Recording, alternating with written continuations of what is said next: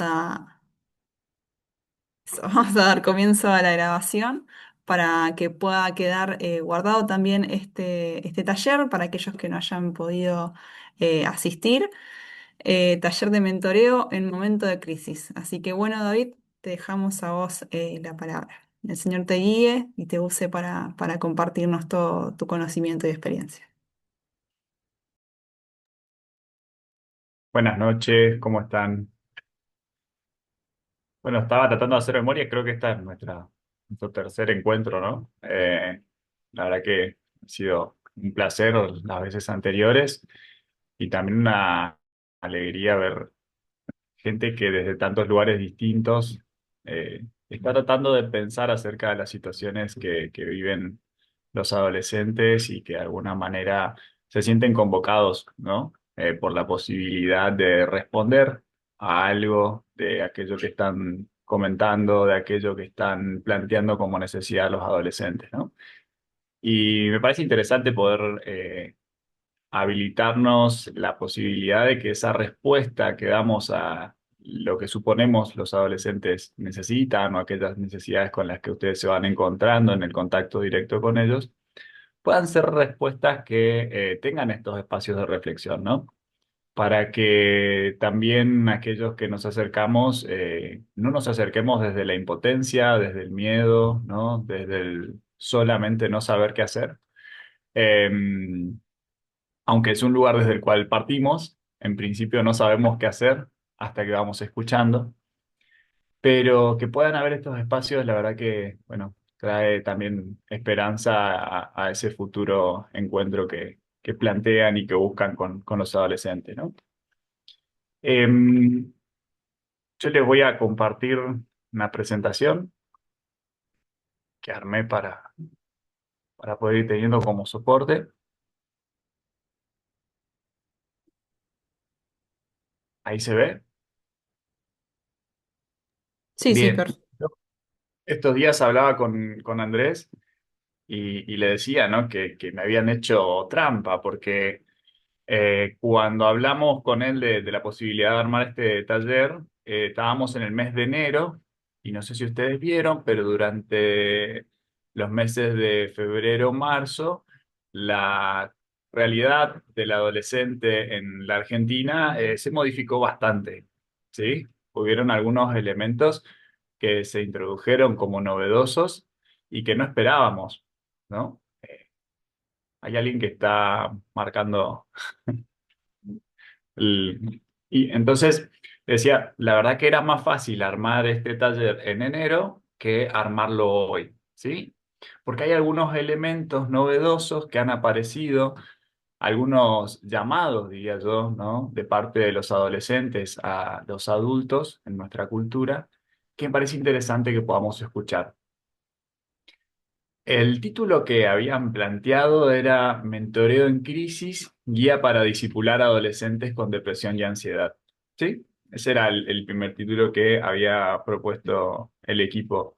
Un título muy interesante, una propuesta interesante. Y yo le agregué, me permití en este tiempo agregarle un pequeño subtítulo, ¿no? Que plantea qué hacer cuando los diagnósticos no alcanzan para nombrar el malestar, ¿sí? Pues cuando hablamos de diagnósticos de depresión y ansiedad, estamos hablando de diagnósticos que se revisaron por última vez en el año 2013, ¿no? No había pasado en nuestra comunidad argentina lo que pasó entre febrero y la actualidad, por ejemplo, ¿no? Más todas las cosas. Imagínense que estos diagnósticos fueron construidos antes de la pandemia. Y de por sí los diagnósticos en sí no alcanzan a contar, aparte del malestar, ¿no? Que cada uno va viviendo en su propia vida. Porque a veces caemos en la simpleza de decir, alguien está con depresión y decir, ah, está con depresión, como si supiéramos qué significa lo que está viviendo esa persona, ¿no? Bueno, en esos casos los diagnósticos no alcanzan y necesitamos ir un poquito más. Necesitamos poder empezar a hacernos preguntas. La primera pregunta que yo me hice es, ¿qué es una crisis? ¿No? ¿Y quiénes están en crisis? Porque si ustedes ven este primer título, dice Mentoreo en crisis. Este es el primer título que a mí me pasaron. No dice mentoreo en las crisis o mentoreo ante las crisis.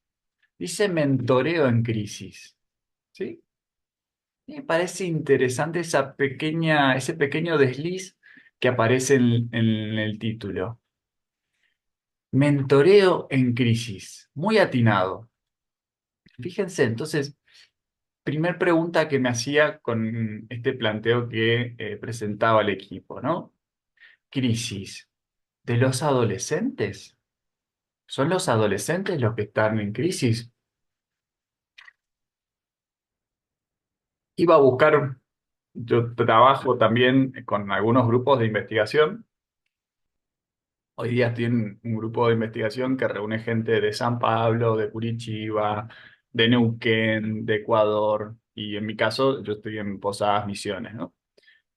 Y algo que nos venimos planteando es que estas actuales fracturas del discurso social, o sea, esta dificultad de encontrar palabras para comunicarnos y sostener conversaciones en las cuales no clasifiquemos rápidamente a qué ideología pertenece el otro, qué piensa el otro, qué siente el otro, sino que podamos darnos tiempos de construir una conversación. Esas actuales fracturas del discurso social son lugares también donde el sujeto humano se encuentra con resistencias a encontrar en las palabras la posibilidad de representarse a sí mismo, a los otros y al mundo. ¿Qué quiere decir esto? Cuando hablamos de fracturas del discurso, hablamos de lo que, por ejemplo, en Argentina se ha llamado la grieta, ¿no? Grieta que fue profundizándose y rompiéndose por todos lados. Entonces, las narrativas, las historias, las conversaciones se están viendo cada vez más rotas, ¿sí? Fracturadas. Entonces, cuando una persona quiere ubicarse en las palabras, quiere encontrar en las palabras, en las conversaciones con los demás, herramientas para poder representar lo que le está pasando a sí mismo, lo que le pasa a los otros y el mundo en el que está viviendo, no las está encontrando. Nos preguntamos entonces, ¿esto le pasa solo a los adolescentes o nos está pasando como cultura? ¿No? Fíjense que la idea de la grieta surge de unas posiciones políticas que en general representaban a adultos, que fueron representando cada vez a más personas y que de alguna manera dan una realidad cotidiana que se ve fracturada, ¿no? Si avanzamos un poquito, este año, Alfredo Jerusalinski es un psicólogo, psicoanalista argentino que trabaja en Brasil, viene haciendo una serie de investigaciones clínicas y este año, hoy él plantea que en la clínica a muchos adolescentes se los escucha sin proyectos de realización, o sea, sin proyectos de vida que les resulten deseables, que les resulten interesantes, y con ideales de vida, con ideales de vida que están sustituidos, perdón, con ideales de vida que están diluidos, o sea, que no encuentran sustentos firmes en los cuales pararse y desde los cuales construir futuro, que son sustituidos rápidamente por sistemas de sufrimiento, les llama él, como por ejemplo el scroll infinito, ¿no? Ustedes por ahí habrán escuchado, a veces se escucha bastante, que Asa Raskin fue el creador de lo que se llama el scroll infinito, el que permite que ustedes, nosotros, todos, ¿no? Nos la pasemos pasando rápidamente o por internet o por páginas de navegadores o por Instagram, por TikTok, por Facebook, ¿no? Y nos estemos pasando con el solo movimiento del dedo, sigamos pasando y nunca dejemos de encontrar información. A no ser que nos traga un poquito internet, unos segundos y aparece más información. Ese método del scroll infinito lo inventó este señor que se llamaba Asa Raskin en el año 2006. Él dice que le llamó después, con el tiempo, ¿no? A ese invento que él hizo, la cocaína conductual y que si había algo de lo cual él estaba arrepentido en su vida era de haber inventado ese scroll infinito, ¿no? Haber dado las condiciones algorítmicas para poder producir ese sistema de sufrimiento, diríamos en términos de Jerusalén, ¿no? En el cual estamos atrapados todos, no solamente los adolescentes, ¿no? Entonces, se sustituyen estos ideales de vida, ¿no? Que no encuentran dónde anclarse, que no encuentran dónde hacer pie firme, por estos sistemas de sufrimiento. Pueden poner acá las diferentes formas de padecimiento que van viendo en sus comunidades, ¿no? En los grupos de adolescentes con los que ustedes trabajan. Pero es importante pensar la idea de sistema porque estamos hablando de algo que es sistemático y sistematizado, ¿sí? O sea, que no es algo que se da de forma azarosa, sino que se da de una forma organizada. Ese sistema es un sistema que produce sufrimiento de forma organizada, ¿sí? Entonces, cuando escuchamos a un adolescente, lo más probable es que nos encontremos con una persona que no está encontrando proyectos de realización y que no tiene ideales a los cuales apuntar. Todos los ideales se encuentran diluidos, ¿sí? Responde a esto Jorge Broide, el mismo año, acerca de los adultos. Él dice, expresan, cuando uno los escucha en las clínicas, a padres, a personas que trabajan con adolescentes, expresan deseos de desaparición de los adolescentes. Me tienen podrido, no los soporto más, no puedo verlos, me gustaría no tener que trabajar con ellos. Aparece esta percepción de molestia y de sobrante. Los adultos, dice Broide, no transmitimos proyectos de vida. No les estamos compartiendo herramientas necesarias para poder pensar cómo van a ser sus futuros, para poder encontrar herramientas desde las cuales apoyarse en ideales que tengan un poco más de consistencia. Dice acerca de los adultos que atrapados por las últimas catástrofes económicas, dejan caer las funciones parentales. Esto es extremadamente importante, ¿no? Porque vemos que hay un corrimiento de parte de los adultos en el ejercicio de las funciones parentales. Padres que trabajan 12, 14 horas, que están todo el tiempo preocupados por darle las condiciones de vida que ellos no tuvieron o que desearon o que son impuestas en este momento de la sociedad y se pierden la parte más importante que es la que planteábamos al principio, ¿no? Esta que decíamos, poder trabajar desde la construcción de discurso social con estos adolescentes, ¿sí? De tener tiempo de conversación, de tener tiempo de transmisión de valores, de ideas, de ideales, de tener tiempo de acompañar a ese adolescente para poder encontrar elementos sólidos desde los cuales pararse. Elementos que puedan ser más firmes, que por lo menos pueda cuestionarlos, que pueda decir, no estoy de acuerdo con esta idea, o no me parece, no debe ser tan así, ¿no? Por lo menos algo con lo que pelearse. Pero atrapados en estas catástrofes, vamos viendo cada vez más que hay una caída del ejercicio de las funciones parentales. Quizás con los más chiquititos, ¿no? Con los niños, uno ve a veces niños que gobiernan las casas, ¿no? Padres atrapados en la supuesta necesidad de perseguir la voluntad de un niño que no sabe qué hacer con tanta responsabilidad, ¿no? Y adolescentes que prácticamente no son nombrados, ¿no? Esta semana hablaba con la mamá de un paciente adolescente que me decía, a mí me prepararon en realidad solo para ser madre de niños. Una vez que él creció, yo ya no supe más qué hacer. Y parece interesante porque las funciones parentales son funciones que llevaban milenios trabajándose y de generación a generación puliéndose, modificándose, tratando de que cada vez fuera más atinada, más precisa. Y en este último tiempo, como generación, hay una pérdida de esa transmisión, ¿sí? Ya no hay un ejercicio de las funciones parentales. Elemento profundamente preocupante porque perdemos a uno de los primeros cabos que nos permite después ir construyendo el resto de la red, que es el primer cabo de esta red, que es la familia, ¿sí? El ejercicio de esas funciones nos permitía a nosotros ir sosteniendo después todo el andamiaje social que continuaba.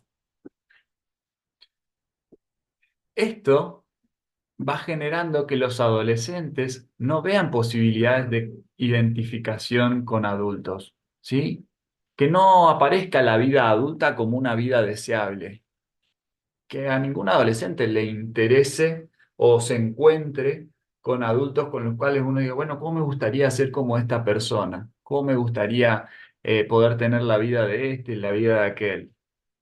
Cuando las funciones adultas eran las de transmisión de proyectos de vida, ideales y valores. Así podríamos decir, las funciones adultas son la transmisión de proyectos de vida, ideales y valores.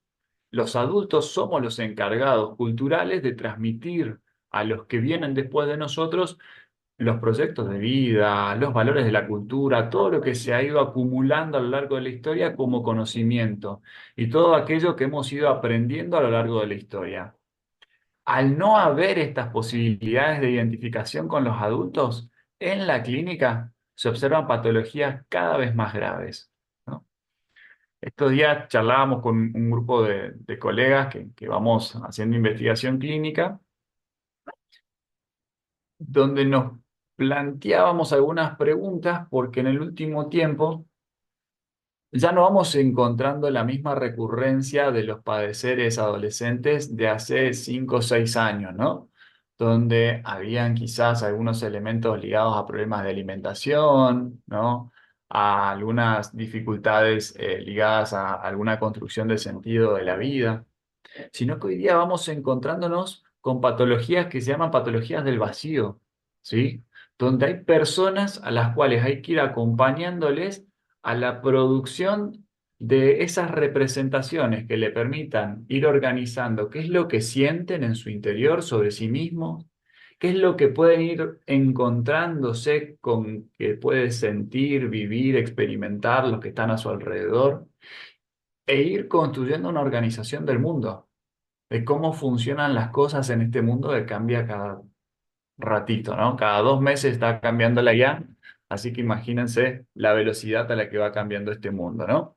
Entonces, estas patologías son muchísimo más graves que las que estábamos encontrando hace un tiempo atrás. Las situaciones con las que hoy nos encontramos en adolescentes son más graves, más peligrosas, más riesgosas que lo que nos encontrábamos hace unos años atrás. Justamente porque cada vez vamos encontrándonos con menos elementos de apoyatura, menos socios, menos compañeros, menos posibilidades de hacer comunidad con otros para sostener a este adolescente. Entonces hacía una siguiente pregunta. ¿En qué están los adultos? ¿En qué estamos los adultos? ¿No? Dice Eduardo Galeano en un texto de 1998, pero que me pareció muy actual. Él dice, el mundo del revés nos entrena para ver al prójimo como una amenaza y no como una promesa. Nos reduce a la soledad y nos consuela con drogas químicas y con amigos cibernéticos.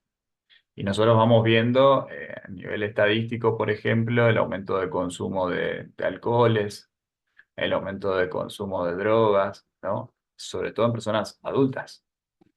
La dificultad de sostener encuentros entre adultos, la cantidad de conversaciones cibernéticas, esos ping-pones que hacemos eternos de Reels, esas conversaciones profundas, pero por WhatsApp, y la dificultad de los encuentros. Esto lo escribía en el 98, Galeano, ni siquiera teníamos todos una computadora en casa. Estamos condenados, dice él, a morirnos de hambre o de miedo o a morirnos de aburrimiento si es que alguna bala perdida no nos abrevia la existencia. Abrimos cualquier canal de noticia y nos encontramos con estos elementos, ¿no? Hambre, miedo, aburrimiento, muerte.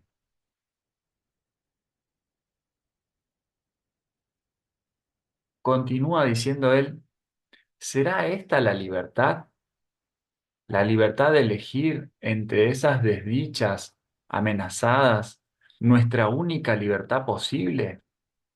La adultez, la vida adulta, ¿se trata de esto?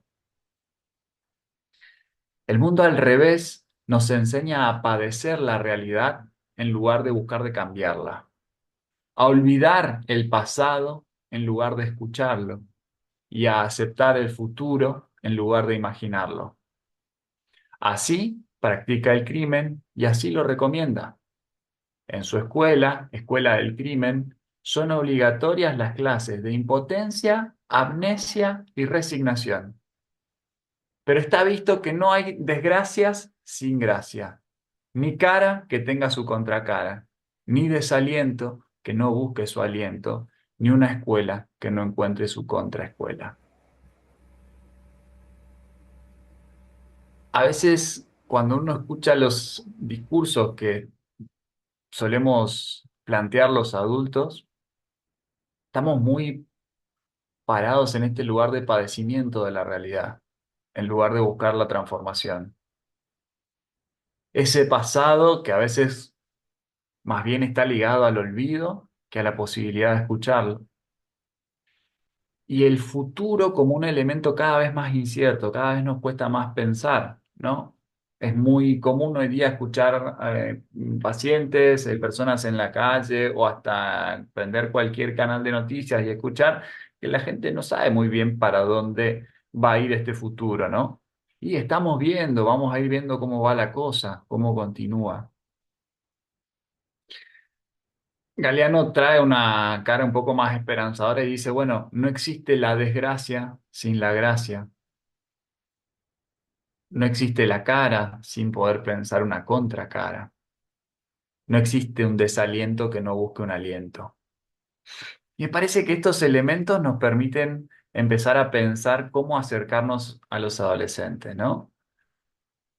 Empezar a preguntarnos por el lugar de la gracia, empezar a pensar el lugar de la contracara, el lugar del aliento, ¿no?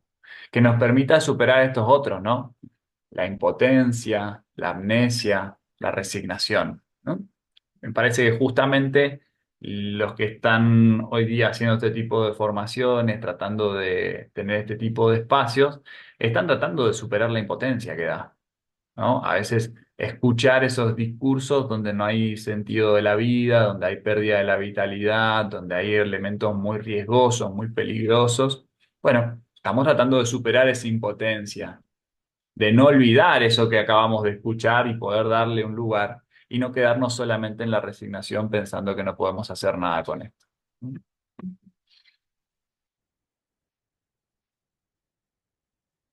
Otra pregunta que me hacía, ¿qué encubre depresión y ansiedad? Alfredo Jerusalinski también este año planteaba que a veces las clasificaciones, ¿no? Quedarnos solamente en depresión y ansiedad, son herramientas de exterminio de de la subjetividad. ¿Qué significa esto? Que cuando nos quedamos solamente en diagnósticos y buscamos diagnosticar una situación en estos términos, en dos palabras, matamos lo más importante, ¿sí? Cuando nos quedamos en diagnósticos, nos perdemos los adolescentes, sus historias, sus dilemas, sus problemas, sus fortalezas, sus potencias. Nos perdemos todo lo más importante.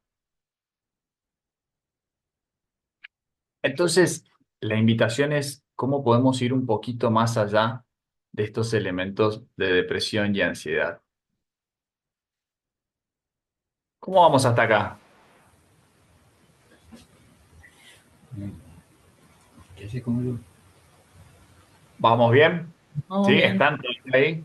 Hablé demasiado ya. Yo me voy a tomar un matecito mientras. Súper interesante, ¿eh? ¿Alguna pregunta? ¿Alguna idea?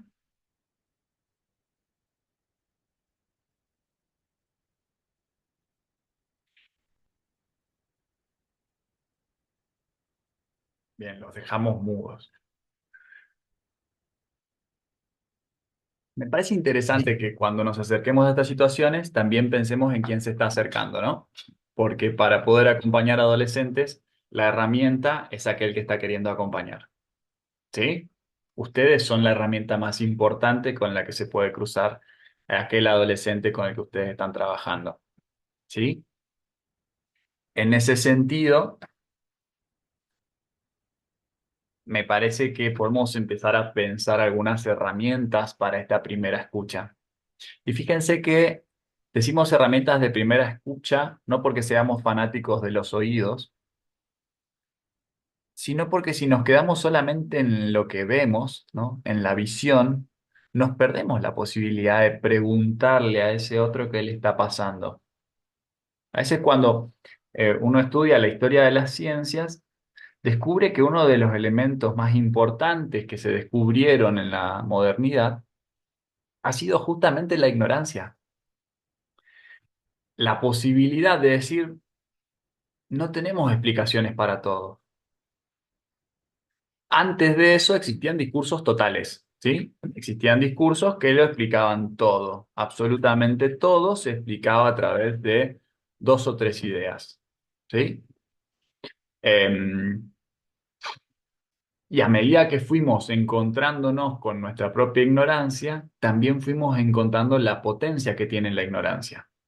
Entonces, esta primera escucha es muy importante que sea una escucha que se acerque desde la ignorancia, no en el sentido de la estupidez, sino en el sentido de saber que uno no sabe lo que está viviendo ese adolescente. ¿Sí? Entonces, pensar la escucha en lugar de la visión es central porque nos habilita a nosotros preguntar al adolescente más que sacar conclusiones desde lo que vemos.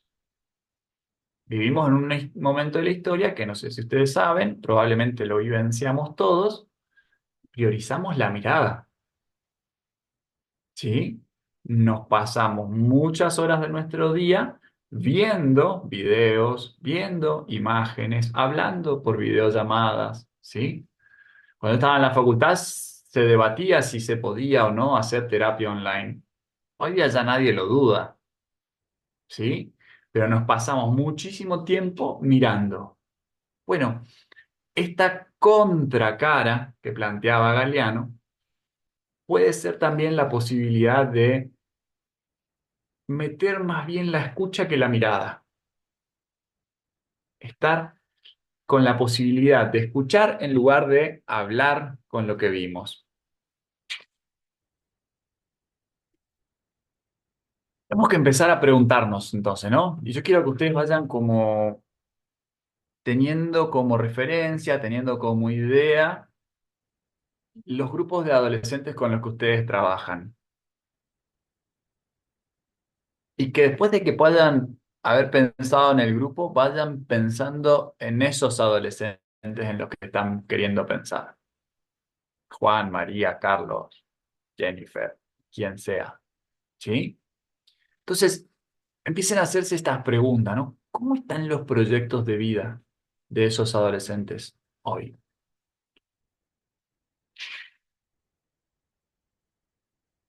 Dice un autor que a mí me gusta mucho. Mañana justo tengo la posibilidad de que estén posadas, así que me voy a reunir con él a seguir conversando estas cosas. Él dice, el deseo en la vida, esa vitalidad, tiene una hermosa particularidad, que se contagia. Todas las profesiones que nosotros tenemos van a tener un punto de identificación con algo de lo cual nos contagiamos. ¿Sí? A mí me parecía muy interesante la gente que de pronto escuchaba y le permitía al otro avanzar en su discurso y después le devolvía una pregunta en vez de una respuesta toda. Me interesó tanto eso que dije, voy a ir a buscar en la psicología cómo se hace esto. Cada uno de nosotros, si ve en su historia personal, va a encontrarse con que deseos que le habitan hoy día, desde los cuales hizo su proyecto de vida, los tomó de otros, de referentes. Y avanza un poquito más en esta idea y dice, una de las mayores certezas a las que suele aferrarse el ser humano es saber que siempre hay alguien en algún lugar esperándolo. Esto dice Marcelo Rocha, es un psicólogo rosarino que se dedica a trabajar mucho en la investigación del trabajo con adolescentes y con jóvenes, sobre todo con discapacidad. ¿Sí? Fíjense qué interesante, ¿no? Una de las mayores certezas a las que podemos aferrarnos es saber que hay alguien en algún lugar esperándonos. Los adolescentes con los que ustedes trabajan hoy día, ¿pudieron construir la certeza de que hay alguien en algún lugar esperándole? Si ustedes hablan con ellos, ¿ellos saben que tienen a alguien en algún lugar esperándole? Si queremos profundizar todavía más la pregunta, ¿hay alguien en algún lugar esperándole? ¿O no hay nadie que se interese por esa persona?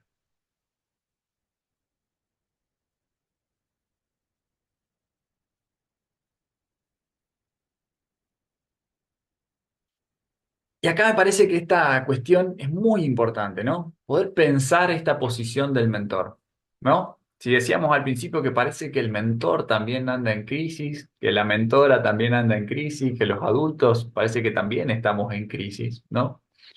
Es muy importante que podamos hacer este desplazamiento del saber, ¿no? De presentarnos como los que sabemos todo sobre la vida, sobre las cosas y demás, a escuchar. No para escuchar solamente y quedarnos en un lugar pasivo, ¿no? Sino para poder habilitar este elemento. Fíjense, el mentor que adoctrina, ese que cree que sabe todo, va a imponer todo el tiempo su propio sentido de las cosas. Es muy difícil que un adolescente escuche a ese. A no ser que sea un adolescente extremadamente obediente y que tenga algunos problemas en su personalidad que lo lleven todo el tiempo a estar sometiéndose a lo que los otros esperan de él, va a estar difícil. En cambio, el mentor que disipula habilita una búsqueda. La religión tiene un elemento muy interesante, ¿no? No plantea Jesús que Él sea el lugar de llegada, sino que plantea el camino. Y eso habilita la búsqueda, que en ese camino van apareciendo las verdades, que en ese camino va apareciendo la vida. Pero aquellas personas que están buscando elementos de desarrollo de su espiritualidad, en general son personas que están en búsqueda, no personas que ya tienen todo encontrado. Y es muy potente transmitir ese lugar, esa posición, también a los adolescentes. Lo que planteábamos con Rocha, ¿no? De pensar que el deseo se contagia, invita a pensar que el mentor no convence con palabras, sino con su propia posición respecto a la vida y a sus propias fracturas. Aquello que cada uno de nosotros logró hacer o cómo se posiciona frente a la vida va a ser determinante también a la hora del encuentro con estos adolescentes. Porque ustedes no están en el lugar de psicólogos, donde el psicólogo no va a estar contándole o compartiéndole elementos de su propia vida, sino ayudándole a desarrollar a través de estas redes de otras personas el encuentro con sus propias motivaciones. Ustedes van a ser estas otras personas que están por fuera de los consultorios. Ustedes van a ser esos puntos, van a ser esas personas que van a transmitir deseos con los cuales estos adolescentes van a poder contagiarse.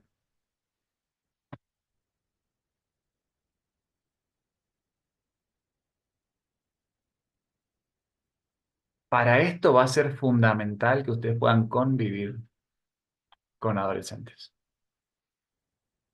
Cuando hablamos de convivir, no hablamos simplemente de estar todos juntos, porque podemos estar todos juntos sin que por ello exista una comunidad. La comunidad se va forjando a través de estos lazos verdaderos forjados entre personas, cuando las personas pueden empezar a hacer nuditos entre sí, cuando pueden empezar a tejer una red, cuando pueden empezar a establecer elementos donde te tiro una soga y la soga se sostiene. Pero si un sujeto no se siente parte, si percibe que no tiene un lugar en la vida de nadie, entonces no hay convivencia.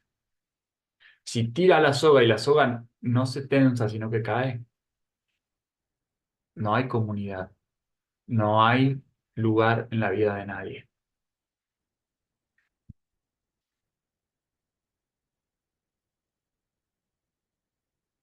¿Cómo vamos hasta acá?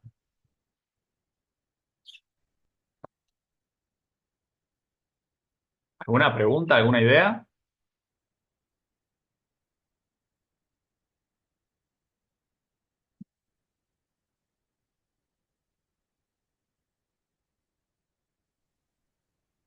Creo que Hola quedan. David, buenas noches. Ah, Hola, Zaida. Mucho gusto. sabes que yo a principio de año, bueno, hace muchos años que vengo trabajando con sexto año en una escuela. Este año, bueno, estuve hasta marzo y justamente lo que vos comentabas fue algo que me impactó muchísimo. Es en la etapa diagnóstica siempre hablamos sobre, bueno, cuáles son sus expectativas hacia el futuro, ¿no? Para poder orientarlos y acompañarlos en sus proyectos de vida. Y la verdad que este año fue muy impactante ver que no hay proyecto de vida, que, que no saben, que aún no pueden reconocer qué cosas les gustan y qué cosas no. O sea, no están tan inmersos por ahí en, no sé, en la tecnología, o no sé, o ausentes también de lo mismo de ellos propios, ¿no? Que no pueden reconocer ni qué cosas les apasionan, cuáles son sus dones, y eso realmente fue muy fuerte y muy impactante para mí poder notarlo en este año. Fue como más fuerte, ¿no? Siempre hay algún grupo donde hay algunos que no saben, que van proyectando, pero este año fue la mayoría del curso, ¿no? Y también esto que vos planteás, ¿no? De la orfandad. Yo siento esto, ¿no? Que el adolescente sufre orfandad en todo lugar, en todos ámbitos. Y nada, así que excelente todo lo que vos estás compartiendo. Gracias. Súper interesante lo que planteás desde la escuela, ¿no? Ahí en sexto año, sexto, quinto, según el modelo, pero ahí donde están saliendo de la protección institucional que ofrece también la escuela, en búsqueda de empezar a organizar sus vidas adultas, en búsqueda de empezar a organizarse desde la libertad que uno puede tener, ¿no? Al ya no lo impuesto, ya se cumplió con las materias y demás que se debían hacer, y empezaría la libertad de poder elegir lo que a uno le guste, aquello con lo que uno se sienta más representado, o por lo menos salir a explorarlo, no hay. Orfandad es un concepto de Beto Sánchez, ¿no? ¿De ahí lo tomás? En realidad no lo tomé de nada, sino como el sentir de un espíritu de orfandad, ¿no? De orar por eso en realidad, de esto que ellos vivencian, de que llegan a su casa, se encierran en sus habitaciones, no conviven con sus familias. Y también veo familias, no digo que todas las familias, ¿no? Están tranquilos, que su hijo está bien, se porta bien porque está todo el día en su casa. Y digo, y no ven más allá, que no hay un vínculo, que no salen con sus amigos, que se están perdiendo todo esto, ¿no? De una amistad, esto que estás hablando, de formar comunidad con otro. Y, y veo eso, ¿no? Las familias que por ahí priorizan no sé, que tengan el último celular, las últimas zapatillas, y esto, ¿no? Veo eso justamente, la orfandad de chicos que pueden tener padre y madre, pero que aún ellos se sienten en esa soledad. Que tienen papá y mamá de carne y hueso, padres profundamente responsables y trabajadores para conseguirle las zapatillas, los celulares, la comida, las condiciones de vida, ¿no? Pero que no estamos ejerciendo esa función de transmisión que requiere, ¿no? Y cuando hablamos de función paterna y materna, los que nos dedicamos al psicoanálisis vemos que no se refiere solamente a papá y mamá, sino que vemos que son funciones que se establecen en comunidad, ¿no? Que se llevan en comunidad. No en el sentido de que no sea importante que exista papá, una mamá para algunas personas, ¿no? Sino en el sentido que es una función que tampoco podrían ejercerla sola. Lo agotador que sería para un papá y una mamá ser el todo de sus hijos, sería una cosa, cuando pasan, estamos frente a situaciones muy graves también, ¿sí? Pero qué importante cuando podemos ir armando estas redes, estas posibilidades de ir anudando, ¿no? Eh, los padres, la docente, preceptores, el profe de taekwondo, el de tenis, el de fútbol, la maestra de danza, la de música, ¿no? Ir tejiendo redes que de alguna manera puedan ir armándole otro elemento de sostén, ¿no? Yo pensaba esta idea, ¿no? En general, las redes sociales, en el sentido virtual, digital, nos atrapan, ¿no? Nos sentimos presos. Ahí está cocaína que decía, cocaína conductual que decía su inventor, ¿no? Pero cuando pensamos en las redes sociales, cuando aparece esta comunidad, nos sentimos más bien sostenidos. Hay una potencia enorme entre sentirse atrapado y sentirse sostenido. Qué importante que nosotros podamos trabajar para que empiecen a haber esos espacios de sostén. Y avanzo un poquito más. Lo trabajamos en otros talleres también por ahí. Si, si quieren comunicarse con el equipo, probablemente ellos tengan las otras presentaciones, ¿no? Pero para pensar algunas cuestiones entre la diferencia, ¿no? Entre la tristeza y la depresión clínica. Byung-Chul Han es un gran pensador de nuestro siglo, probablemente uno de los más importantes. Tiene la particularidad que es un norcoreano que vive en Berlín, Alemania, e hizo toda su formación en Alemania. Entonces tiene como una condensación entre todas las tradiciones de Oriente y todas las tradiciones de Occidente, ¿no? Entonces es un tremendo pensador. Él dice, hoy la negatividad del otro, perdón, deja paso a la positividad del igual, ¿sí? Lo que enferma no es la retirada ni la prohibición, sino el exceso de comunicación y consumo. No es la represión ni la negación, sino la permisividad y la afirmación. Como decía Zaida, ¿no? Estos padres están tranquilos porque su hijo está seguro. ¿Sí? Están afirmados en la idea de estoy haciéndolo bien, mi hijo está en la pieza, está cuidado, no le pegó ningún balazo, no sufrió ninguna dificultad en la plaza, no tuvo ningún problema en ningún lugar, ¿no? Y lo que le queda a él son lo que Jerusalinski llamaría estos sistemas de sufrimiento, ¿no? Que Byung-Chul Han va a decir el exceso de comunicación y consumo. El signo patológico de los tiempos actuales no es la represión, que es más nuestra generación, ¿no? Teníamos que pelearnos con nuestros padres por ahí para que nos dejen hacer algo por el estilo, ¿no? Venimos de esas generaciones donde había que ser rebelde, ¿no? Contra esas represiones. Bueno, hoy día la rebeldía en la adolescencia ya prácticamente no existe, ¿sí? Dice él, el signo patológico es la depresión. Esa presión destructiva que encima no viene de afuera, sino que está tan interiorizada que ya se siente en el interior.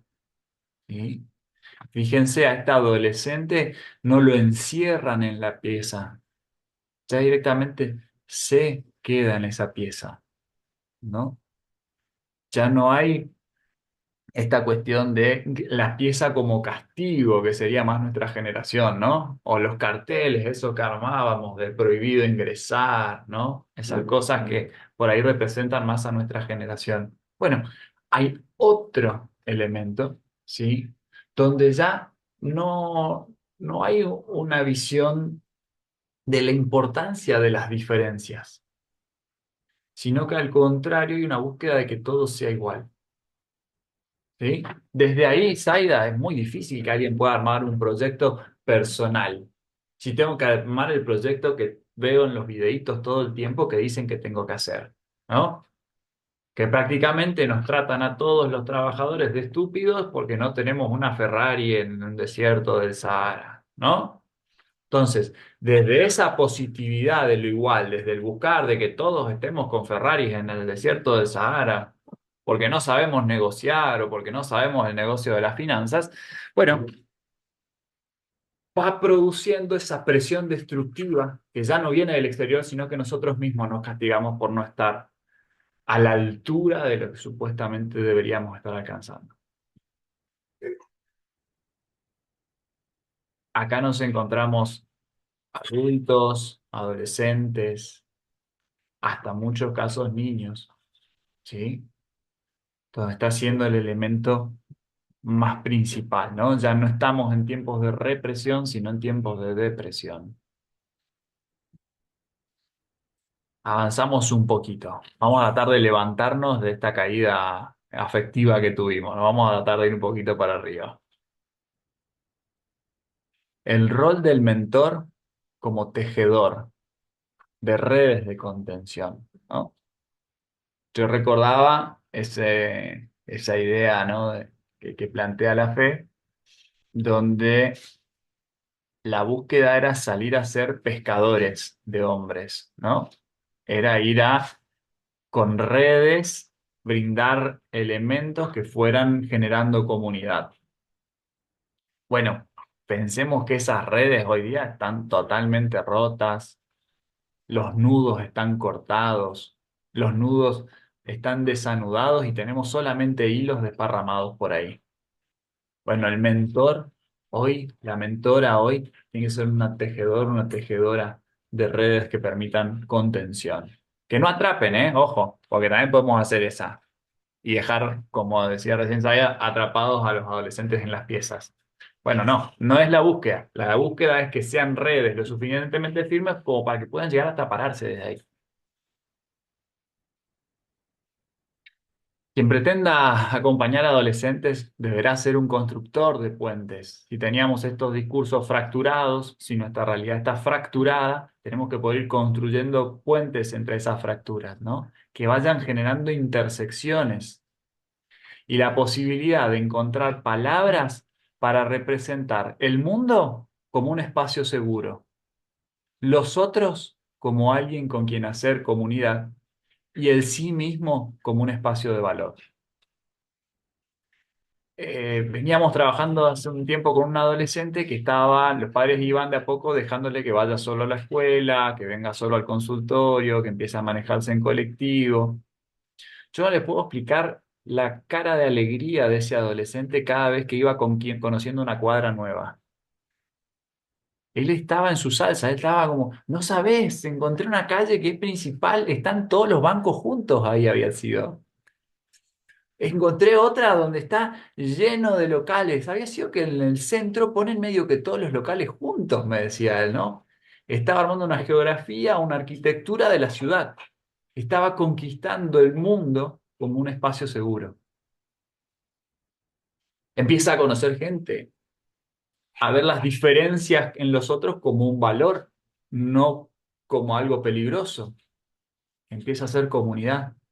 Empieza a reconocer en sí mismo las cosas que le van gustando también a través de las experiencias que va teniendo.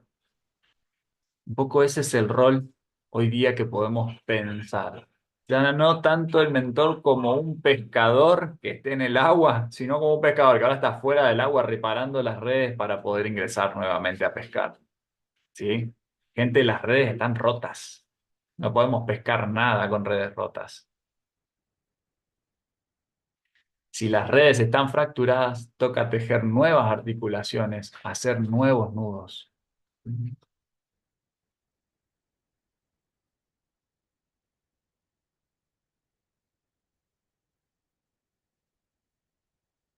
Donde hace años atrás, hace tiempo atrás, teníamos maestras que tenían disponibilidad para acompañar a sus estudiantes, tenemos docentes sobrecargados, sin restos para atender. ¿Vamos a culpar a los docentes? No, vamos a preguntarnos qué estamos haciendo como comunidad con los docentes, con las docentes.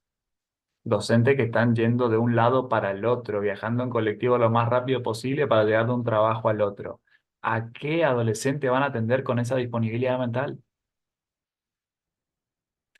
Donde teníamos clubes con técnicos de fútbol, maestras de danza y patín, y ahí ustedes pueden agregar lo que haya pasado en la historia de cada uno de ustedes.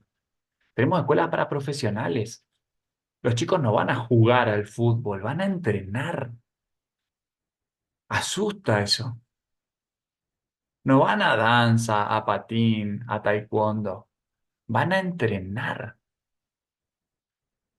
Están pensando en llegar a ser profesionales. Como, bueno, eso puede llegar en otra instancia. En principio que sea un espacio de juego. Donde teníamos plazas, ¿no? Tenemos lugares peligrosos. La plaza dejó de ser un lugar de encuentro. Se transformó en un lugar peligroso. Quienes trabajen con adolescentes se pensarán como tejedores que armen nuevos nudos en esas fracturas sociales para que las redes puedan volver a sostener a las siguientes generaciones. No es volver a hacer la vieja red, porque tenés nuevos espacios, pero sí es volver a tejer redes, ¿sí? No hay problema que esta red tenga otra forma, otro dibujo, otro estilo de nudos. Hay muchísimas formas de hacer nudos, pero sí que sean lo suficientemente consistentes como para poder sostener a alguien. El mentor no es quien cura, sino quien repara la trama, ahí donde el sujeto pueda sostenerse. Decimos sujeto en el sentido de que pueda sujetarse, por eso no vamos por el lado de persona, que tiene más que ver con personaje, ¿sí? Decimos sujeto porque es alguien que tiene que poder meter la mano en esa trama y sujetarse desde ahí, agarrarse, encontrar lugar en la vida desde ahí, ¿sí? Pero el mentor no va a estar del lado de la cura, que quizás estaríamos más en el espacio terapéutico, sino como un reparador de la trama. No es ni más ni menos potente, es un lugar diferente, ¿sí? En este mundo al revés, ¿no? El mentor, la mentora va a tener que ser un poco esta gestora de la escuela, de esa contraescuela, ¿no? Que pueda ser la contra a lo que estamos aprendiendo socialmente. Si el mundo al revés enseña amnesia, o sea, enseña olvido y resignación, el grupo de adolescentes debe ser un espacio de memoria y de proyecto. De ir armando historias compartidas, vivencias juntos. Yo les dejaba ahí como tarea, ¿no? Para pensar un poco en los equipos de ustedes, en los lugares donde se ubican, en la escuela, en las iglesias, en el club, en la familia. Pensar en un mapa de esas redes locales, ¿no? Poder identificar qué plazas, clubes o nodos todavía existen en su comunidad y cómo vincular a la adolescencia con esos nudos, con esos nodos para poder ir haciendo red, ¿sí? Si no, vamos a sobrecargar a los padres y van a tener que hacer una crianza hiper respetuosa, que yo a veces les planteo a algunos, pero esta crianza está siendo irrespetuoso con vos, ¿no? No, no porque la crianza respetuosa no nos haya enseñado nada, nos ha enseñado cosas recontra importantes, muy interesantes, pero en otras instancias parece que nos fuimos un poco, ¿no? Le pedimos a los niños que resuelvan cuestiones que los adultos son los que tienen que sostener. Le pedimos a adolescentes que resuelvan elementos donde el adulto debe poder hacer ese juego de presencia y ausencia, de estar cuando el adolescente necesite, pero también de saber retirarse cuando el adolescente necesite hacer la experiencia solo. Eso ya lo hemos trabajado en otros talleres, ¿no? La pregunta que un poco nos hacíamos, ¿no? Bueno, al final, ¿cuándo y cómo derivar con profesionales? ¿Vamos bien hasta acá?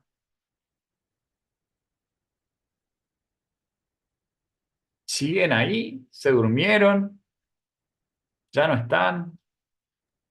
Todo bien, todo bien. Bueno, pensamos entonces no solo cuándo derivar con profesionales, sino también cómo. ¿Sí?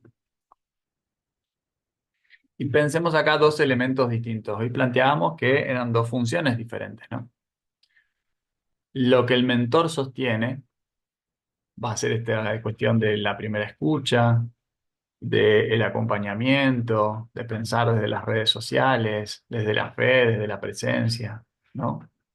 Y lo que el profesional entiende va a tener que ver más con este espacio clínico, ¿sí? Donde se trabaje sobre la cuestión de la cura, pensando en estas cuestiones de lo que vamos a llamar riesgo cierto. Ahora un ratito vamos a ver qué es eso.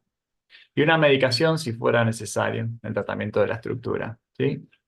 La verdad que en general, cuando se van a no ser algunas cuestiones psicopatológicas que puedan haber, cuando se va reparando la red, la cuestión va funcionando mucho mejor, ¿sí? No hace falta recurrir a medicamentos o eso, son las menos.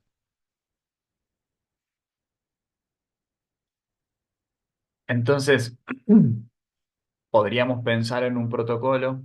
A mí la palabra protocolo me hace ruido, me parece muy mecánica a veces, pero entiendo que tiene sus utilidades, ¿sí? Em, Hay cierta idea de protocolo de primera escucha ante el riesgo, ¿sí? Pensar primero esta diferencia, ¿sí? Cuando nos encontramos en el campo de la tristeza, van a haber palabras, van a haber duelo, va a haber una sensación de dolor, y hay la posibilidad de ser esperado, va a poder sentir que tiene otros en los cuales apoyarse, ¿sí? Pero cuando empezamos a hablar de riesgo, donde se pone en juego lo que llamamos pasaje al acto, ya hay un silencio absoluto, empiezan a haber marcas en el cuerpo, pueden presentarse, ¿no? Y trabajamos también en otro taller, y empieza a haber un deseo de desaparición que no se puede poner de todo en palabras, ¿sí? La sensación, como decíamos al principio, de que no hay lugar, de que no hay otros que puedan estar esperándole, ¿sí? Bueno, cuando empezamos a sospechar que hay algo de riesgo, algo de pasaje al acto, bueno, vamos a armar algo que vamos a llamar puente de derivación, ¿sí? Decíamos cuándo, pero también cómo. Derivar no va a ser sacarse el problema de encima, sino que va a ser un acto de mayor cuidado, ¿sí? No tiro las cosas, tiro a los adolescentes, los mandé a terapia y listo, terminó, ¿no?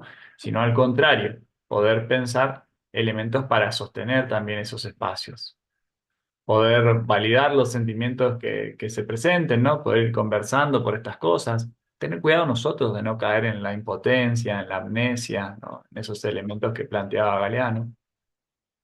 No dejarle solo al adolescente, poder contactar esto y seguir armando la red, ¿no? Con familia, con profesionales, tratantes, y sostener también ese acompañamiento, ese espacio de comunidad después de la derivación. Ofrecernos nosotros como aquellos que van a ser los que esperan, los que le esperan, ¿no? Y aquellos en los cuales pueda encontrar un lugar. Ofrecernos también y ayudar a que el grupo, el espacio, ¿no? El grupo de adolescentes, los lugares donde ustedes trabajen, la escuela, el curso, ¿no? Los compañeros del club, de fútbol, de lo que fuera, puedan también ofrecerse como un lugar que lo esperan, ¿sí? Que falte Juancito o Luana, no nos den igual.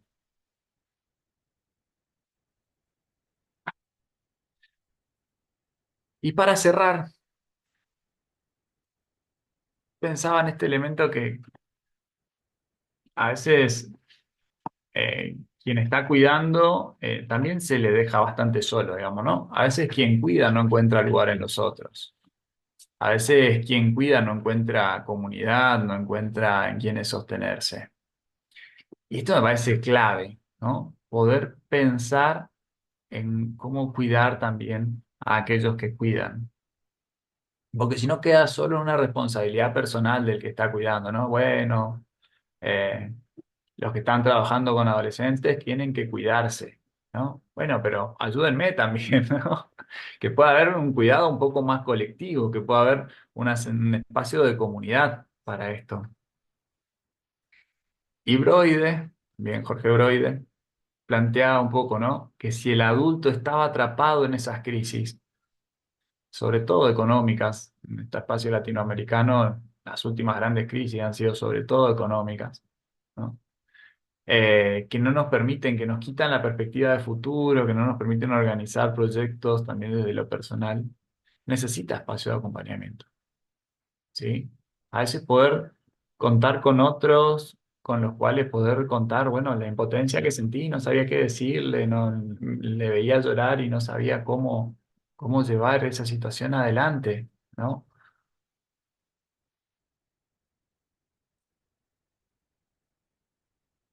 Preguntarnos también qué nos pasa a nosotros cuando un adolescente no está respondiendo a ese mentoreo, ¿no? Porque no es que cualquiera engancha con cualquiera, ¿sí? Tienen que haber ciertos elementos que se tienen que poder ir tejiendo entre las historias, entre las identificaciones, entre la forma y el estilo personal de la escucha de cada uno, para poder tejer ese espacio, ¿no? Entonces, que ese espacio de cuidado, esa comunidad de cuidado también tiene que poder ir tejiéndose entre aquellos que están haciendo estos mentoreos, estos acompañamientos de los adolescentes. Y evitar entonces que el sentimiento de impotencia se termine transformando en un rechazo hacia el adolescente. Vos sabés que yo trabajaba con adolescentes, pero no, son lo peor que hay. No, no, no. Son un tema aparte. No, no, no. Yo, la verdad, no pude. Me cansé, me pudrí. No podía más con esos. Bueno, ahí tenemos a alguien a quien la impotencia se le transformó en rechazo. ¿Sí? Para poder abordar esa impotencia necesitamos ir tramitando también el sufrimiento que le produce a aquel que se acerca a un adolescente, el sufrimiento propio, el sufrimiento del adolescente, que pueda ir encontrando otros caminos para decirse, ¿no? Que tenga espacios donde poder compartirse, donde poder ir representando lo que a uno le está pasando, volver a recuperar la representación de ese otro como un otro con el cual poder hacer comunidad y poder recuperar también nosotros el espacio del mundo como un lugar seguro. Si no terminamos en, están todos perdidos, está todo, no se puede hacer más nada, ¿no? Y ese tipo de discursos. Así que bueno, de mi parte, hasta aquí hemos llegado. Atento para preguntas, dudas, ideas. Gracias, David. Acá estoy viendo que en el chat pusieron dos consultas, Mireia Riveros y, bueno, otra persona no tiene nombre. ¿Llegas a leerlas? ¿Querés que ¿Querés leer comentemos? la voz? Dale. Mireia puso, tengo un chico de 16 años, el cual el año pasado se congregaba, este año dejó la escuela, no se quiso congregar más, no vino más a casa. Está todos los días, hace 4 meses encerrado en su habitación con su celular. Él no quiere nada, le escribo, pero siempre dice ya voy a volver. Me preocupa. ¿Qué podemos hacer desde nuestro lugar como parte del grupo de adolescentes? Y si él no quiere ir al psicólogo y no acepta visitas, ¿qué se puede hacer? ¿Te parece, Mireia, si conversamos sobre esto después de que terminemos de grabar? Pues me parece que es una situación como muy personal, así no queda en la grabación y no se hace público, ¿sí? Dale, dale, genial, gracias. Buenísimo. Luego hay otra pregunta, dice, ¿y qué se hace si no hay contención? ¿Cómo lo enfrentamos? Eso me parece que lo comentó con la última diapositiva, Ok. pero no sé Sí, si... yo haría, hay dos palabras muy interesantes en lo que pregunta, no sé quién sea Motorola Moto G15. Viste que contención tiene dos sentidos, ¿no? Eh, por lo menos en la sonoridad, en cómo la escuchamos, nosotros podemos referirnos a la contención como contener a alguien o como contención como establecer una contención, ¿sí? Y fíjate que después pensás cómo lo enfrentamos. quizás estas posiciones en el mentoreo, ¿no? De pensar desde el enfrentamiento, desde la confrontación, estamos como muy en un espíritu de lucha, eh, que es un espíritu muy propio de nuestras épocas. Estamos rodeados de guerras, no sé si vieron en el mundo. Entonces tiene sentido que a veces estemos pensando la relación con el otro como una relación de batalla, ¿no? De lucha. Si podemos hacer ese giro y empezar a pensar en el otro una promesa, como decía Galeano, ¿no? Poder pensar en el otro, alguien en quien yo podría confiar, alguien con quien yo podría relacionarme, quizás los efectos puedan ser mucho más interesantes, ¿no? Ser uno, ese espacio de contención, y desde uno, que sea como una especie de anzuelo, de gancho, ir trayéndolo hacia la red. ¿Sí? Sin red es muy difícil hasta, digamos, criar a un adolescente. Los antropólogos dicen, sin tribu no se hace un ser humano. Los seres humanos tenemos como particularidad que somos seres gregarios. ¿Sí? Sin comunidad no podemos vivir. Necesitamos ahí de estos otros. Pero quizás haciendo esa modificación de no pensarlo tanto como un enfrentamiento, ¿no? Sino más bien como la búsqueda de un encuentro con este otro, bueno, ya los efectos puedan empezar a ser diferentes.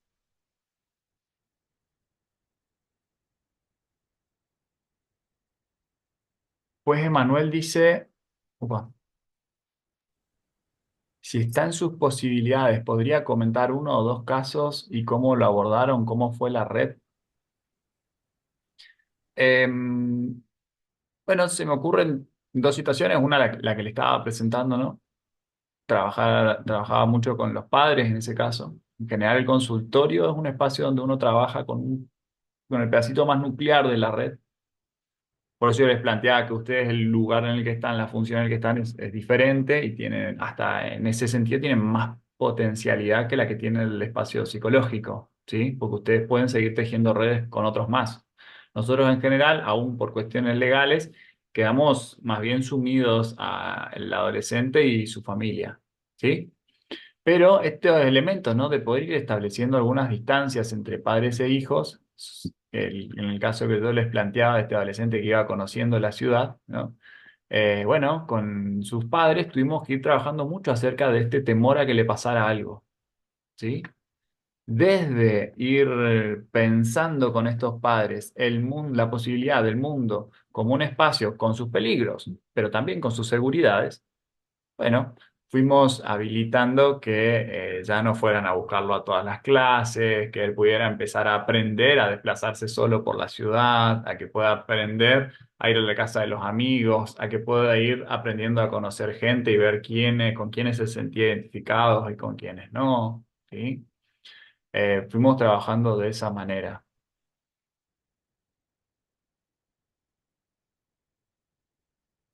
¿Hay algo más en el chat? Sí, sí, sí, se sumaron dos consultas más. Una norma dice, consulto, ¿cómo podría ayudar a un adolescente que es consciente que se encuentra depresivo y su familia no lo acompaña y niega tal situación para hacer una consulta profesional? Depende de la edad.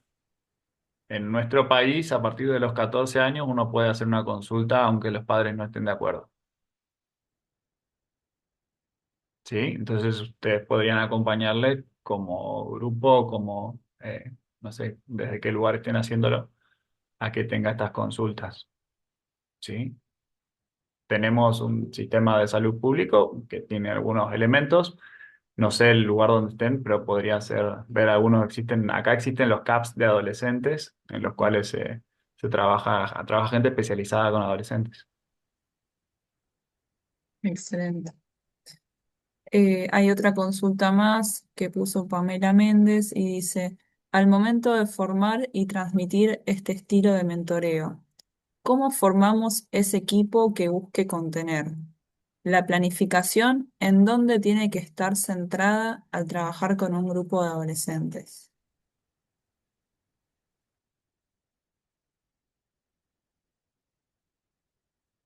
¿Cómo formamos a ese equipo que busque contener?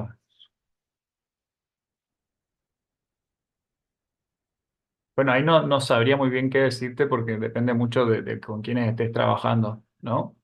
Pero sí requiere de ir de alguna manera estableciendo cierta visión respecto de este estilo de paradigma, digamos, ¿no? Respecto del adolescente. Hay otros paradigmas que proponen culpabilizar de todo al adolescente, que el adolescente tiene que hacerse responsable, ¿no?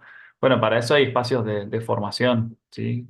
Como este espacio. En eso ayuda mucho ir haciendo este tipo de formaciones en grupo y desde ahí ir debatiéndola, conformándola. Después lo que planteas como segunda pregunta de la planificación, en dónde tiene que estar centrada al trabajar con un grupo de adolescentes, yo diría en los adolescentes, pero habiéndolos escuchado a esos adolescentes, a ese grupo de adolescentes en particular con el que ustedes están trabajando. Yo sé que a veces estamos como muy acostumbrados a planificaciones enlatadas, ¿no? Que en general suelen venir del exterior, pensadas para adolescentes de Estados Unidos, con otras problemáticas diferentes a las nuestras. Bueno, fundamental poder escuchar nuestro grupo de adolescentes para poder organizar desde ahí la planificación. Excelente.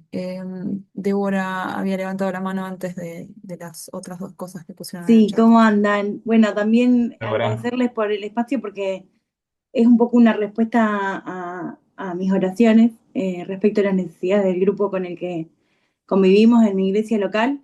Pero te quería preguntar o que me dejes algunas líneas, algunas ideas, no sé, porque yo veo también que dentro del equipo existe esta no sé si angustia o sentimiento de desmotivación, del bueno, ¿qué hay que hacer? Nosotros tenemos un grupo muy grande de adolescentes y la mayoría viene de contextos súper vulnerables, familias súper vulnerables, barrios muy vulnerables. Eh, yo sigo teniendo la esperanza en el Evangelio que transforma, eh, pero bueno, ¿cómo transmitirle esto? ¿Cómo también cuidar a las personas que forman parte del equipo? Que también, bueno, transmitirle esto de estar disponibles emocionalmente, pero cómo estar disponible emocionalmente también me parece importante. ¿cuándo fue la última vez que se juntaron como equipo? Y será febrero, Ok. ¿Cuándo fue la última vez que comieron un asado juntos? febrero. Panchitas, pero en febrero. ¿Sí? Dar esos espacios, ¿no? Esa Mm, mesa, generar otra vez esa mesa y no quiero, no tengo tiempo de explicarlo ahora, pero donde circule la comida. mm, Sobre todo en estos espacios que son sociales, ustedes no son un espacio terapéutico, ¿sí? En un espacio terapéutico la comida sobraría, pero en un espacio como el que ustedes están planteando, la comida puede ser recontra importante, porque los va hermanando entre ustedes. Entonces el otro que está ahí es mi compañero de equipo, ¿verdad? Es mi hermano, ¿sí? Nosotros a veces tenemos, bien. en la fe a veces tiene como una utilización muy banal de la palabra hermano, ¿no? Se le dice hermano a cualquiera y porque sí. Bueno, que ese otro pueda ser alguien con quien hagan uña y carne.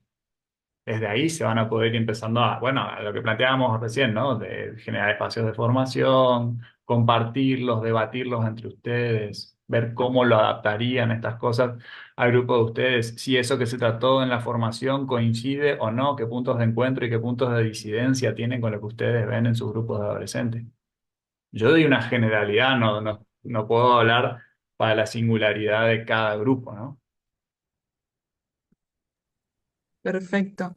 Quedan tres. Gracias.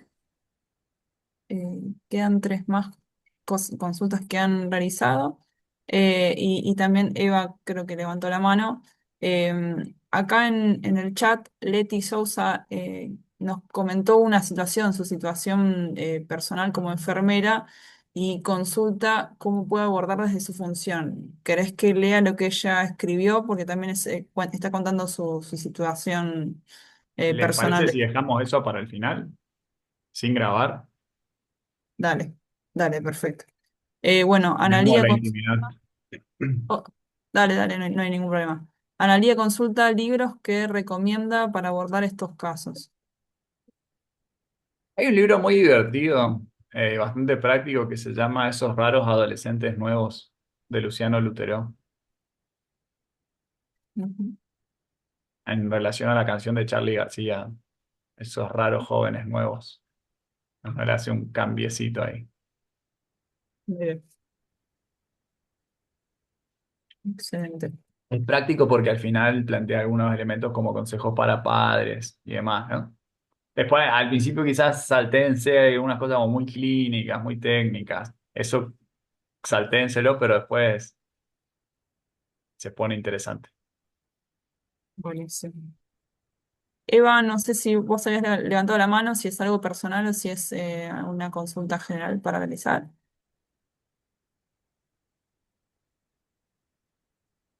Mm, Tenés que desmutear.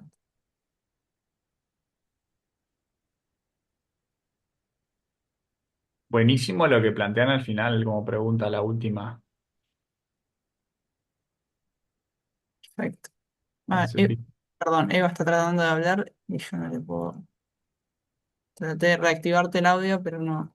Tenés Me pone- Ahí está. Ay, ay, perdón, que justo estoy sin batería también, perdón. Bueno, mi consulta era porque yo tengo ya varios casos donde tengo más bien jóvenes que están saliendo ya vendría a ser de la adolescencia o adolescencia extendida, no sé, eh, donde terminan el ciclo secundario y se encuentran con que ese vacío, no proyectaron nada, no hay facultad, la facultad que ellos habían proyectado no sale, o directamente no tuvieron nada para proyectar.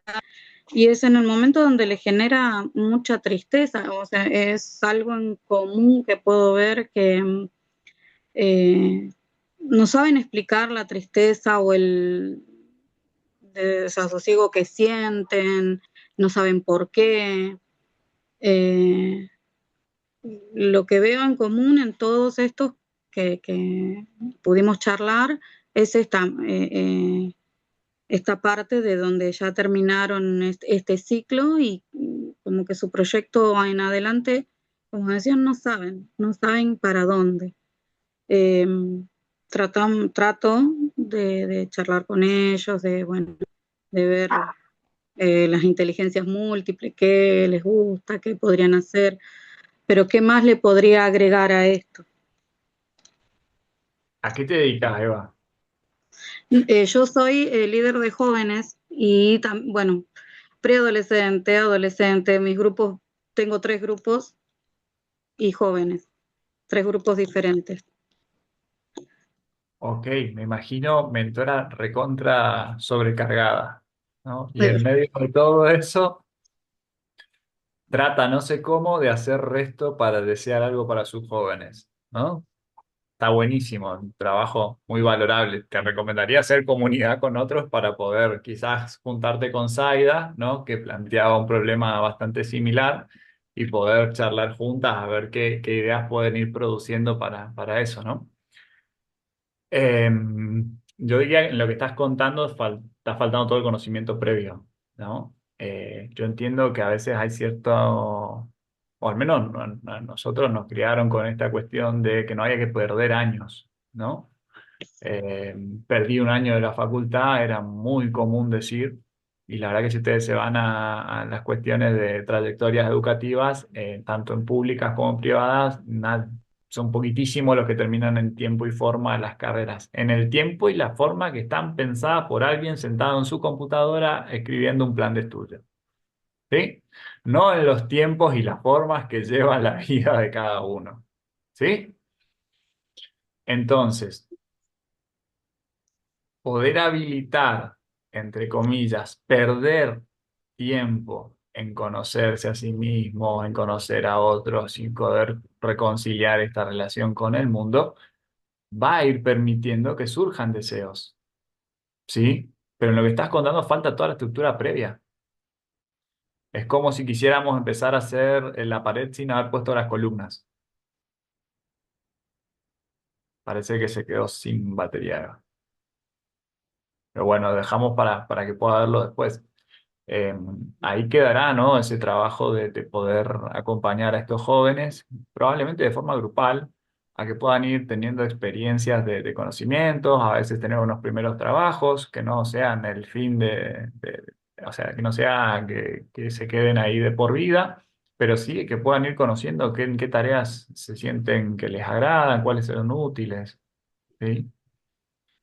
Ir explorando. Falta la estructura previa ahí. Sin eso es muy difícil. Bien, perdón, David, no sé si había finalizado. Te Sí, pasé la sí, última. Ok. sí, pues no la veo más, se ve que se quedó Sí, finalmente sin batería.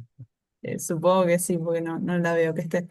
La última pregunta, entonces, así, pregunta general, porque después están esas puntuales que te habían hecho. Dice, ¿cómo se puede acompañar a los padres? Esa está buenísima, ¿eh? ¿Hay alguien que tenga algún grupo de padres o que trabaje con grupos de padres entre los presentes?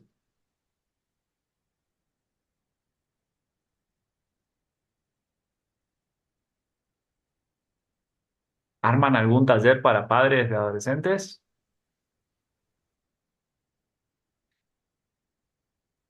Hola, yo hice la pregunta y la hice específicamente porque me pasa que trabajamos con adolescentes, soy líder de adolescentes y me pasa que me falta la parte de los padres. Entonces están pasando muchas situaciones con varios que a la vez siento que son como similares, pero a la vez no entiendo cómo acompañarlos o cómo podría, cómo generar el espacio, o no sé, hacer un taller o no sé. Entonces, por eso pregunto, porque es como que ya en esta situación de en realidad líder de adolescentes no sabría cómo acompañar a los padres. Ok. Vicky, ¿y tenés equipo? Sí, incluso una de las chicas está acá, así que también está escuchando. Ok, está bueno, porque me parece que trabajar con padres tiene a veces como dificultad la típica pregunta de si uno tiene hijos, la típica pregunta de cómo vas a ver a alguien que no tiene hijos adolescentes, ¿no? Como si la única manera de acompañar sería estar viviendo la misma situación. Como si aquel que se está ahogando podría ser salvado por alguien que se está ahogando, ¿no? Quizás esto que estás planteando está muy interesante poder ver, hay varias experiencias, hay muchos materiales acerca de talleres con padres de adolescentes, ¿no? Y en los cuales puedan ir identificando dos o tres elementos que para ustedes sean importantes, contar con los padres y poder planteárselos, ¿sí? Si pueden, sumen comida, si pueden, sumen una especie de tercer tiempo, ¿sí? De circulación donde hasta los padres puedan generar espacio de amistad entre ellos. Imagínate, si los tenés a los padres como cómplices, ¡fua! Armaste una red espectacular, ¿eh? Gracias. Excelente, buenísimo. Bueno, quedan las preguntas nomás esas que son de situaciones personales, así que voy a finalizar la grabación agradeciéndote mucho, David, por haber compartido todo este tiempo con nosotros. Y bueno, a continuación quedamos para esas últimas tres consultas que habían realizado.